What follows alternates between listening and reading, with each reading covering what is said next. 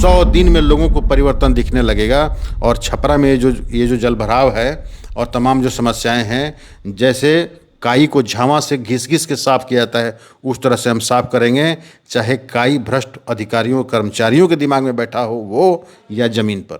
इतना ज़्यादा कुर्सी और सत्ता का भूख शोभा नहीं देता, और माँ होकर अपने संतान की संख्या छिपाना भी किसी माँ को शोभा नहीं देता।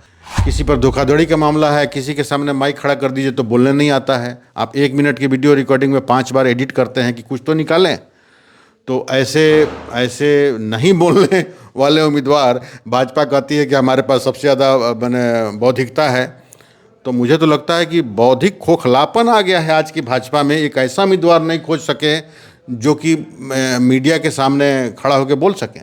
ये तो पब्लिक ने चूज करना है, पब्लिक ने चयन करना है कि हमको गरीबी से छुटकारा चाहिए या नहीं चाहिए, हमको अशिक्षा से छुटकारा चाहिए नहीं चाहिए, हमको बेरोजगारी से छुटकारा चाहिए नहीं चाहिए, हमको पलायन रोकना है कि नहीं रोकना है, बिहार की अस्मिता को बहाल करना है या नहीं करना है। और अगर ये सारी चीज़ें चाहिए तो जन स्वराज ही एकमात्र विकल्प है, और जेपी सिंह ही श्रेष्ठ हैं, जेपी सिंह ही बेस्ट हैं।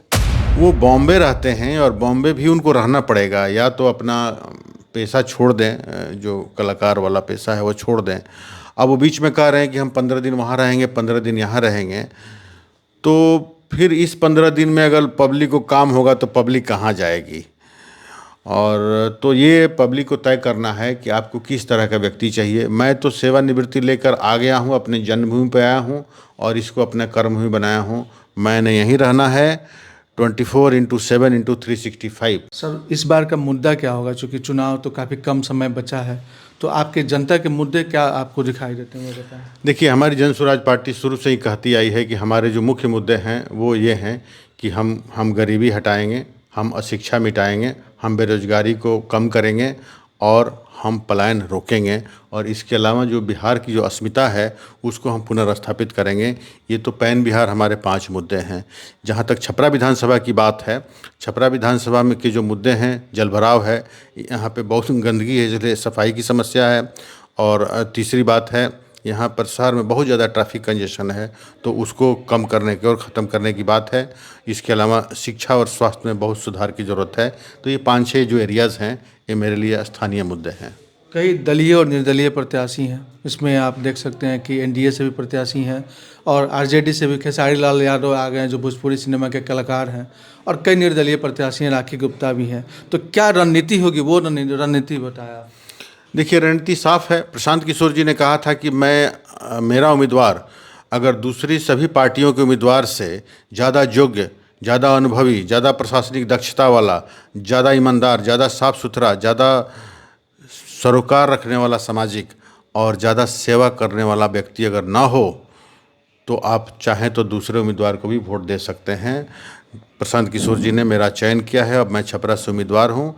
मैं छपरा की जनता से यही कहूँगा कि बहुत ही सर्वे के बाद, बहुत ही स्टडी करने के बाद प्रशांत किशोर जी की टीम मेरे तक पहुँची, और मैं उनकी रोड मैप से प्रभावित होकर स्वैच्छिक सेवानिवृत्ति लेकर मैं आया हूँ, और छपरा के सुधार के लिए, छपरा की बेहतरी के लिए मैं कृत संकल्प हूँ। हमें एक मौका दीजिए और आप देखेंगे कि 5 साल में छपरा उभर कर एक बेहतर शहर, एक स्वच्छ, सुंदर, समृद्ध और सुरक्षित शहर बन के निकलेगा। कि छपरा में जो भी लोग एफिडेविट हलफनामा आया है, कहीं ना कहीं 2 प्रत्याशी जो है कहीं ना कहीं उन पर एफआईआर दर्ज है, आप पे कोई एफआईआर दर्ज नहीं है, आप साफ सुथरी छवि वाले हैं, तो कैसे आप इसको देखते हैं?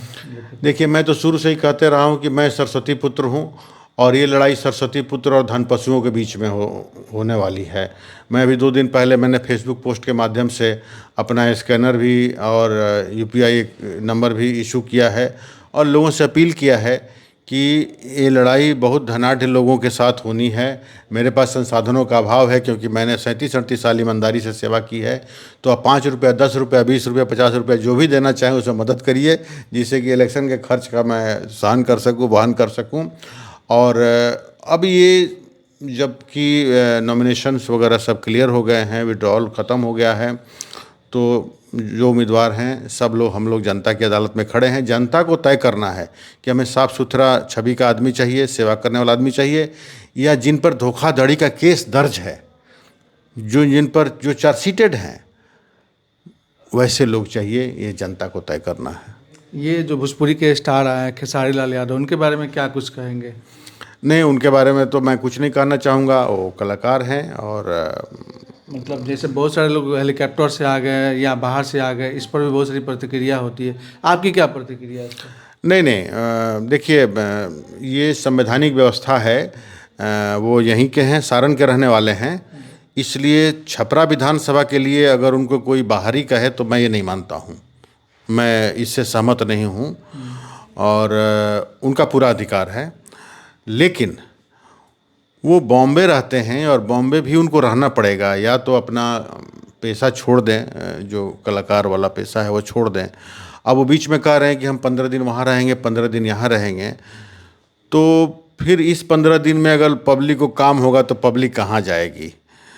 और तो ये पब्लिक को तय करना है कि आपको किस तरह का व्यक्ति चाहिए। मैं तो सेवानिवृत्ति लेकर आ गया हूँ, अपने जन्मभूमि पर आया हूँ और इसको अपना कर्मभूमि बनाया हूँ। मैंने यहीं रहना है 24/7/365, पूरा 365 दिन यहाँ रहना है मैंने और जनता की सेवा करना है, इसी भाव से मैं आया हूँ। आपने बताया कि हम जनता से पैसा लेकर चुनाव लड़ेंगे, जबकि यहाँ धन बल, बाहुबली, कई सारे तमाम लोग इस फील्ड में आए हैं जो कि चुनाव लड़ते हैं पूरा धन बल लगा के। तो कैसे देखते हैं आप, जनता से पैसा लेंगे और फिर चुनाव लड़ेंगे? नहीं नहीं नहीं नहीं, मेरा जो रिटायरमेंट हुआ है तो उसका भी पैसा मिला है, लेकिन अगर वो पर्याप्त नहीं होगा तो जनता भी कंट्रीब्यूट करती है, तो ये तो लीगल प्रोसेस है। हमने जो इलेक्शन अकाउंट खुलवाया है वही अकाउंट का नंबर दिया है और उसमें पैसा भी ज़्यादा नहीं आ रहा है। आपको आश्चर्य होगा कि मैंने अभी तक मुश्किल से 2-3 हज़ार रुपये आया है।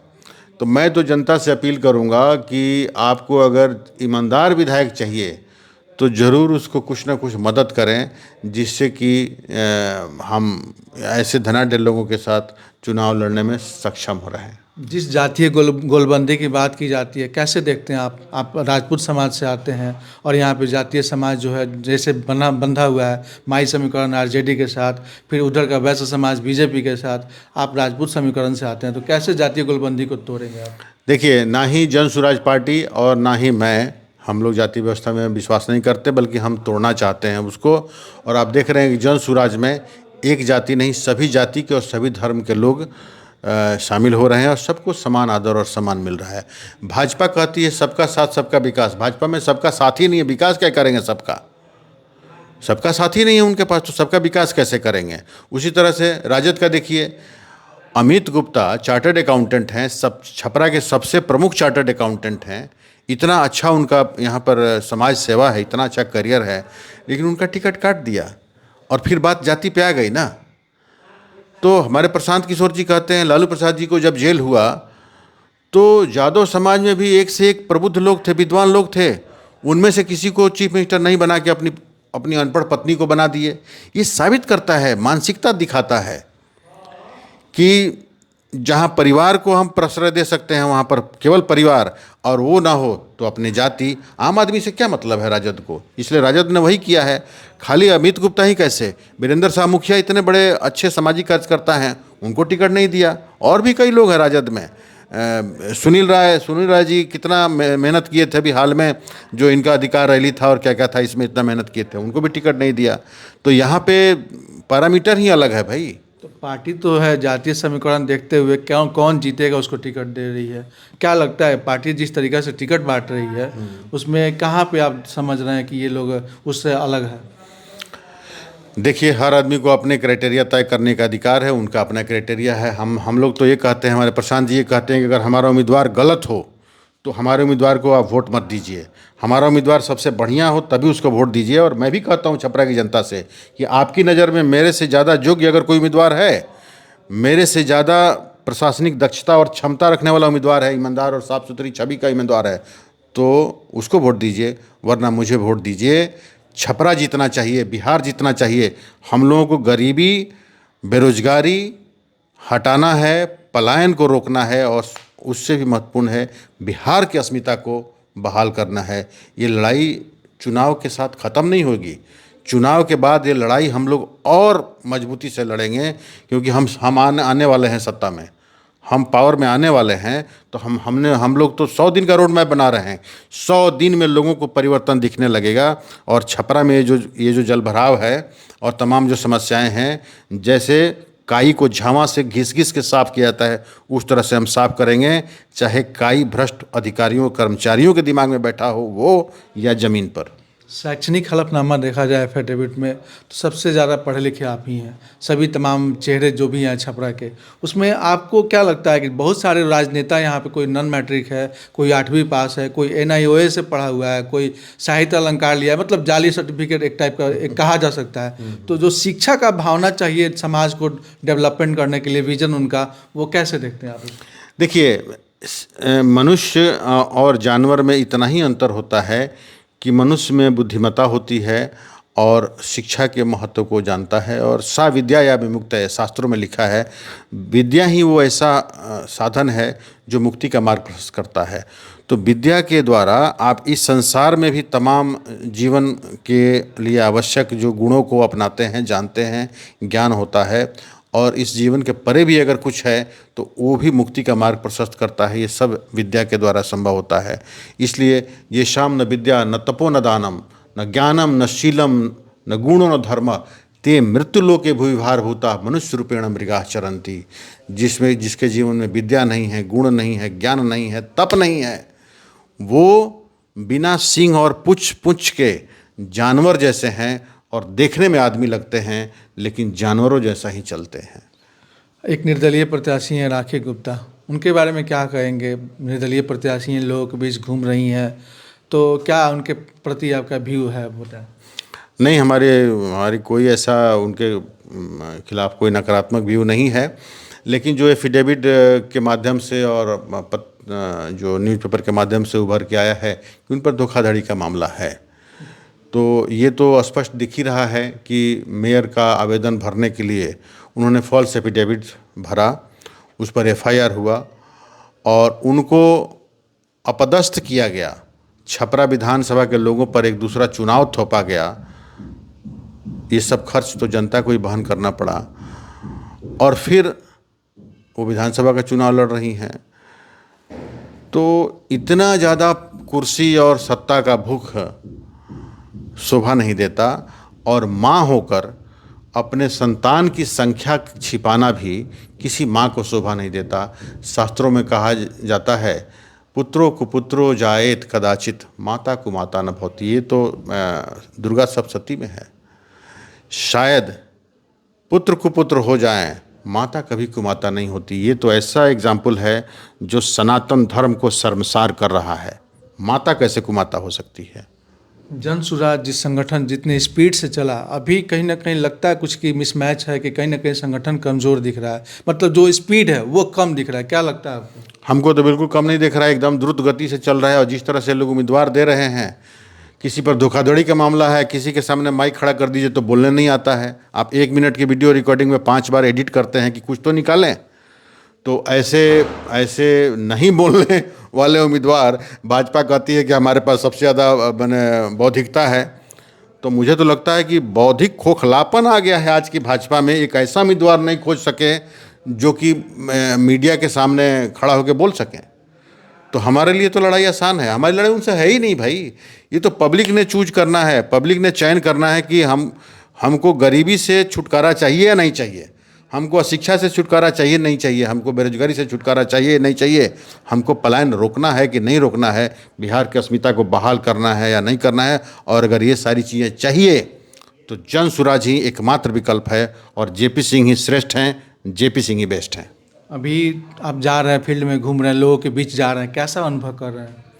हमको तो, मैं जहाँ जा रहा हूँ वो जहाँ जाइएगा हमें पाइएगा। जैसे मैं जा रहा हूँ लोग कह रहे हैं अरे अरे रुरा गए नहीं, आ गए नहीं। इतना ज़्यादा हम रौरा के देखले बनी सोशल मीडिया पर, लेकिन चाहत नहीं हम मिले के रुरा गए नहीं। बहुत अच्छा लगल रौरा से भेंट होके। निश्चिंत रही हमनी के ओर से, नहीं होती तो हमनिए के वोट देती सन, लेकिन आ गए नहीं, बहुत ज़्यादा अच्छा लगल। और लोग बहुत ही आनंद से सेल्फी खींच रहे हैं, तो मुझे तो बहुत अच्छा संकेत मिल रहा है। एक जन नेता कैसा होना चाहिए? भाई जन नेता होना चाहिए कि लोगों के बीच से हो, लोगों के साथ रहे, लोगों की सेवा करे। ऐसा व्यक्ति जो 15 दिन बॉम्बे रहे और 15 दिन छपरा रहे, और वो 15 दिन बढ़ के कब 30 दिन हो जाए बॉम्बे में, एक कोनो आता पता नहीं कि चुनाव के बाद, ये तो चुनावी वादा है ना। तो ऐसे ऐसा आदमी हो कि यहाँ पे रहे। दूसरी बात है कि हर आदमी को आए दिन जिला प्रशासन से काम पड़ता है, तो ऐसा व्यक्ति हो जो बीडीओ को फ़ोन कर सके, सीईओ को फ़ोन कर सके, एसपी साहब से बात कर सके, डीएम साहब से बात कर सके, पूरा प्रशासनिक तंत्र से बातचीत करके समन्वय स्थापित कर सके, कोऑर्डिनेशन करे, और जहाँ जहाँ जनता का जेन्युइन काम है वो करवाने की क्षमता रखे। ये क्षमता किसी और में तो है नहीं। इसलिए जनता के लिए बिल्कुल निर्णय लेने में कोई दुविधा की स्थिति नहीं है। जनता ये मन बना चुकी है छपरा की, और कुछ मदद इन्होंने ही किया है, दूसरी पार्टियों ने किया है कि जिन पर धोखाधड़ी का मामला चल रहा है उनको उम्मीदवार बना दिया, और कुछ लोग जो बोल ही नहीं पाते हैं उनको उम्मीदवार बना दिया। तो बिल्कुल स्पष्ट है जनता के लिए कि जेपी सिंह ही सर्वश्रेष्ठ विकल्प है। चुनाव चरम पे है, काफ़ी कम समय बचा है और हर चेहरा जनता के विश्वास की तलाश में है। इसी के साथ बातचीत करने के लिए बहुत बहुत धन्यवाद आपको बहुत धन्यवाद समय निकालने के लिए, और मैं छपरा विधानसभा की जनता को सादर प्रणाम करता हूँ।